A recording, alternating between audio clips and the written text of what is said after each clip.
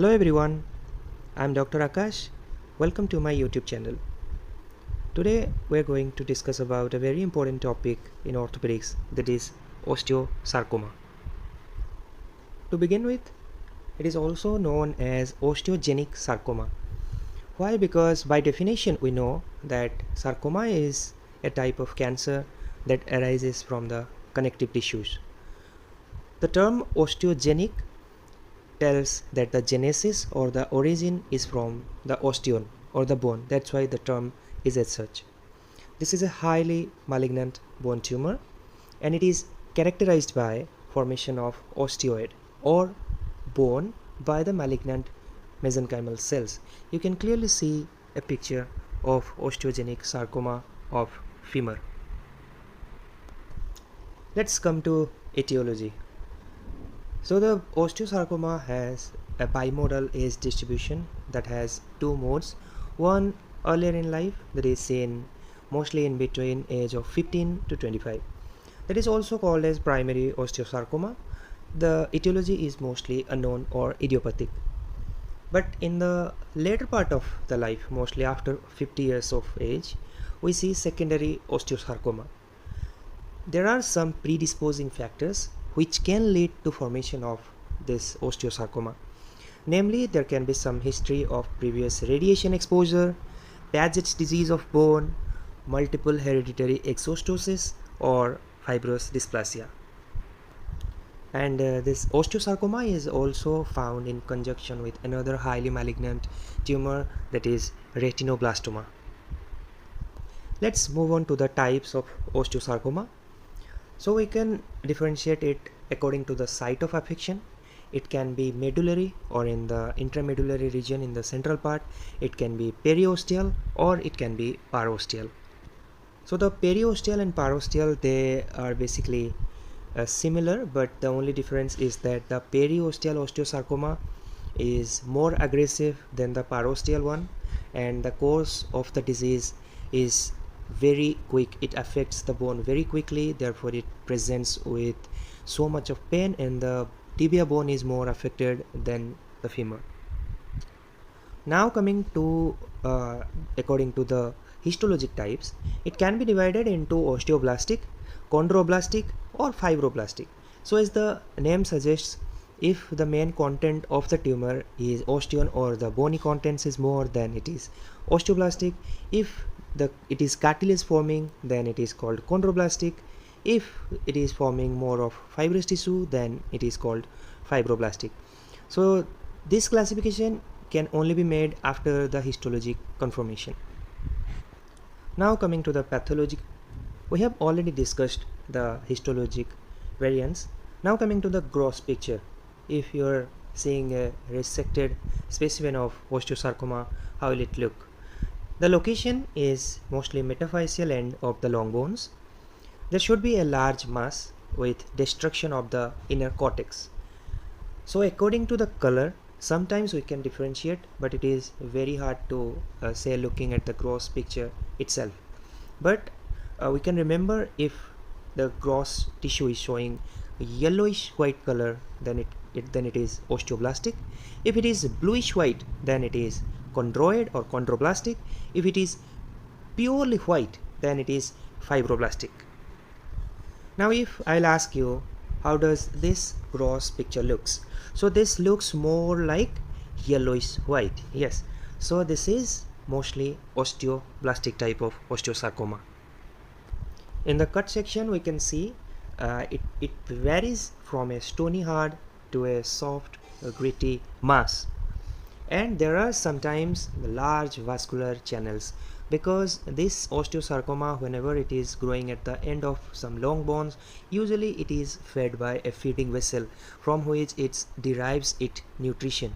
As we know, the difference between a sarcoma and the carcinoma, the basic difference is that a sarcoma usually spreads via blood, so it also derives its nutrition from a feeding vessel.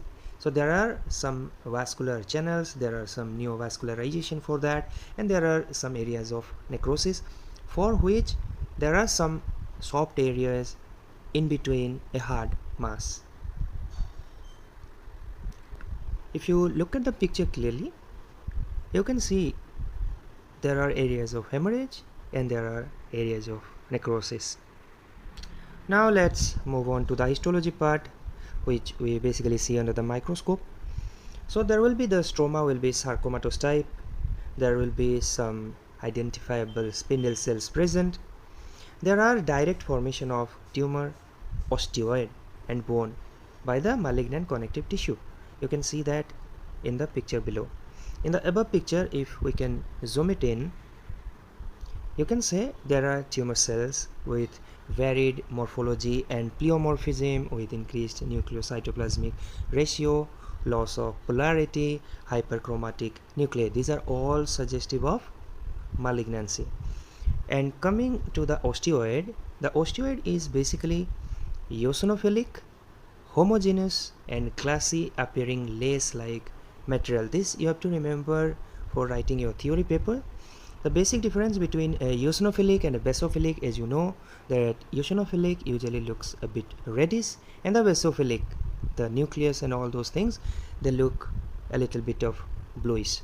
You can see there is a labeling of tumor giant cell with multinucleated giant cell. There are some areas of necrosis as well as hemorrhage. Now coming to the clinical part, how we can identify the osteosarcoma clinically. So it presents in a bimodal age distribution that we have already discussed. There is a slight male preponderance and the site of affection is metaphysis. Usually the bones affected is most commonly the lower end of the femur, then upper part of the tibia, then upper end of the humerus. So you can see which leg looks pathological. It's the right side. You can see there is a huge mass in the right knee. It usually presents with pain. The pain is usually constant, boring, and boring means the patient will be feeling the pain as if someone is drilling his bone, and it is very painful. It is progressive, it is rapidly progressive, and the intensity usually increases very rapidly and the swelling increases very rapidly. So now you have to answer in which tumor pain occurs first, then occurs the swelling, and in which type of tumors the swelling occurs first followed by pain. You have to write it in the comment section. Now coming to the clinical examination part, you can see from the picture itself there is a huge swelling around the right knee. The swelling usually comes from the metaphysis. The skin over the swelling is shiny, glossy, stressed with prominent dilated veins. If you will touch the tumor, it will be warm and it will be tender. The consistency of the tumor is variegated. So what do you understand by the term variegated?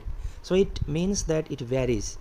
Basically the osteosarcoma is a bone forming tumor, so it should be very hard. Then why are there are some soft areas? Because of the necrosis, because of the hemorrhage. That's why it has a variegated consistency. And although the predominant tissue of formation is bone, but still there are some areas which are forming cartilage, some are forming the fibrous tissue. That's why this whole area as a whole has a variegated consistency, and the margins you cannot define it clearly, and there will be affection of the joint which is leading to the restriction of the joint movement. Let's move on to the investigation part. So we have to first do the X-ray. So there will be a lesion in the metaphysis. You can see that from the picture on the right side. There will be some corticomedullary destruction. There will be loss of corticomedullary differentiation. You can see from this picture in the above part of the right femur, you can clearly see there is a part of medulla and you can clearly delineate the cortex, but in below you cannot differentiate between the cortex and between the medulla. So it suggests that it might be a bone tumor, and it highly suggests that it can be a type of malignant bone tumor. And there will be some new bone formation in the form of periosteal reaction. It can be in the form of Codman's triangle. It can be in the form of sun ray or sunburst appearance. Let's understand the first one first. So it's the Codman's triangle. First look at the picture on the right side. There is a clear triangular area of subperiosteal new bone formation. This is forming at the junction of the host cortex and the tumor itself. And it is basically seen in the lower part of the bones, at the end of the long bones, like mostly seen in the distal femur. It can be also seen in the upper part of the humerus or upper part of the tibia. But you have to remember this because this MCQ usually comes in a diagram form. Then coming to the sun ray or sunburst appearance, why and how it looks like a sun with its ray. So the growth of the tumor, it spreads into the soft tissue centrifugally. So there are two terms, as you know. The centripetal force is the force which is acting towards the center, and centrifugal force is the force that acts from the center away. As you know, in the ray of the sun, they all go away from the sun itself, so they are centrifugal ones. Now why these are forming? Because of the formation of new bone along the blood vessels within the tumor, and they go centrifugally at right angles to the sap of the bone. That's why there is a classical root which we call as sun ray appearance. Now why the CT of the chest is required? Because you know the sarcoma, they usually spread via the hematogenous spread. Usually there is a norm that the carcinoma, they spread via the lymphatics, and the sarcoma, they spread via the hematogenous route. But there are obvious exceptions like the rhabdomyosarcoma, synovial sarcoma, etc., which spread through lymphatics. Yes. So by the time you diagnose osteosarcoma, 20% of the cases already have the pulmonary or the lung metastasis, and these look like these balls which we call as cannonball appearance. Can you appreciate the cannonball here? Yes. Now for the tumor setup, we have to investigate it more in detail, so we have to add some biochemical investigation. The bone formation marker we can do, that is serum alkaline phosphatase. In any disease where the bone formation is increased, like in osteosarcoma or in case of Paget's disease, the serum alkaline phosphatase level is elevated. So it is not diagnostic for osteosarcoma per se. It is a useful parameter in for prognosis and to know if there is any recurrence. We can also do another enzyme test, that is lactate dehydrogenase, which is also increased, and we should be going for the MRI scan. Why? Because it is useful to locate the extent of the lesion into the soft tissues, the extension of this tumor into involvement of some neurovascular structures nearby, and determining the level of surgical resection. This is the same MRI of the patient's clinical picture that I have shown you before. Although clinically it looked like the tumor must be at the level of the mid-thigh, but you can clearly see the tumor is extending up until the lesser trochanter, which is almost near to the hip joint. So this will now dictate the level of resection of the tumor, if we can preserve the hip joint or not. Now in the tumor workup, we have to proceed with the angiography. Why angiography is necessary? As we have discussed, that the tumor, the osteosarcoma, has always a feeding vessel from which it gets its nutrition from. If we zoom in this picture, you can clearly see this tumor is having its nutrition from a prominent blood vessel, that is the feeding vessel. Apart from this, to know the invasion of the vascular tissue by the tumor cells, we do this angiography. We can either go for a CT or a MR angio. After all the radiological investigations have been done, then we will proceed for the biopsy. The biopsy is the only confirmation that we can go with. Now it can be open or a closed one. To add to that, we can also go for a bone scan to see for any concomitant bony metastasis that is happening in the body. Now comes the question that what are the differential diagnoses of this tumor? The differentials are giant cell tumor, aneurysmal bone cyst, Ewing sarcoma, and some metastasis. Moving into the treatment part. So in the treatment part, our first aim is to confirm our diagnosis, and we can easily do this by a biopsy. Then we have to evaluate the spread of the tumor, involvement of some neurovascular structures, nearby structures. Then we have to involve a multidisciplinary team to plan out the treatment of this tumor. The options are, we can have the surgery. If the limb is not salvageable, we can go for amputation. Or if the limb is salvageable, then we can go for radical excision with reconstruction, maybe with a custom-made megaprosthesis, or we can go for radical excision with a rotationoplasty. We'll come to this later. To add to that, we can go for either chemotherapy, radiotherapy, or some immunotherapy. Now coming to the amputation part, sometimes the limb is not salvageable.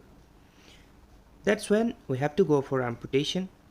We have to make sure that we are completely removing the tumor to prevent any recurrence, because the recurrence rate in osteosarcoma is very high. That's why usually 10 centimeter from the tumor margin we have to cut it out. Then coming to the level of amputation. If the tumor is at the lower end of the femur, like we saw in the X-ray and the clinical picture and the MRI, then this tumor mostly involves up to the lesser trochanter. In that case, we can't get a good amputation stump. That's why we have to go for a hip disarticulation.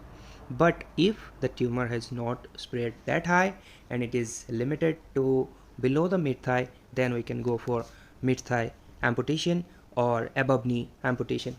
And if it is present at the upper end of the femur involving the hip joint, then unfortunately we have to go for hind quarter amputation. Now coming when the limb is salvageable, then we have to go for radical excision and reconstruction with a custom made megaprosthesis. So in this case, the tumor with a segment of normal tissue and the bone is excised, then this void space that is fitted with a custom made megaprosthesis. These are the steps of the surgery. In the first picture there is a clinical picture, in the second picture is the intraoperative picture, and then there is the post-operative X-ray picture. Then coming to another treatment, that is the radical excision with rotationoplasty. This treatment is obsolete nowadays. It was done before the megaprosthesis came into the picture. So in place of the custom-made megaprosthesis that we are putting, the patient's distal segment of the lower limb is reconstructed to fit to the excised part. Now this is sometimes cosmetically not accepted by the patients, so not done these days, and if done, the patient and their relatives should be well counseled before the operation. Coming to the chemotherapy part, usually a multi-drug therapy is given. The drugs used are methotrexate plus folinic acid. You have to tell me in the comment section why folinic acid is given along with methotrexate. You can add adriamycin, doxorubicin, or cisplatin and ifosfamide. If the chemotherapy is given prior to the surgery to decrease the staging, then it is called neoadjuvant chemotherapy. And the chemotherapy helps to control the micrometastasis. You can name the chemotherapy regimen and the names in the comment section. Now the question is, when should we go for some radiotherapy? Now we have to use megavoltage radiotherapy for osteosarcoma. This is used for local control of the disease in the sites which are operationally not accessible. So in these cases we have to put in the radiotherapy in play.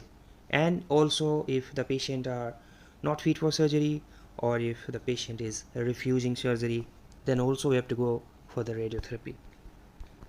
So this covers all the important things that is pertain to osteosarcoma. Now you have to tell me in the comment section that which are the recent advances of immunotherapy that are used for osteosarcoma. Thank you.